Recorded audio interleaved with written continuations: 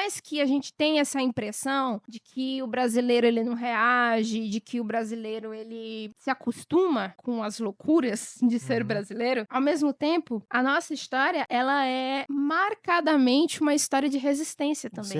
Sem dúvida nenhuma. Tipo, as várias formas de luta, e isso também é uma questão que eu dimensiono um pouco na minha pesquisa, que as formas de resistir dessas mulheres escravizadas, por exemplo, a gente pensa muito, por exemplo, resistência escravista, resistência escrava, no sentido do quilombo, que é importantíssimo, que é uma Claro. figura importante, mas haviam resistências cotidianas. Por exemplo, o aborto que essas mulheres faziam era uma resistência. A questão de você colocar pimenta no bico do peito pro bebê branco lhe rejeitar era uma resistência. Você fazer o trabalho de uma forma mais lenta, às vezes no sentido de atrapalhar mesmo a cadência de trabalho da fazenda, era uma resistência. A fofoca era uma resistência. Uma série de coisas que são muito simples. E até, por exemplo, tem uma autora que eu utilizei que foi a Saidman Hartman, que é uma historiadora afro-americana, que ela fala que a gente precisa pensar também que vestir as máscaras da subalternidade, que um escravizado ou uma escravizada naquele momento aceitar aquela relação subalterna, que isso às vezes era uma tática dele sobreviver, dos filhos dele sobreviverem. Então, o nosso povo, ele tem consciência. É uma questão que uma vez eu ouvi um amigo meu falando, né? Ele falou assim, Ana, o povo gosta de política. O que o povo não gosta é de academicismo. Porque, tipo, esses dias eu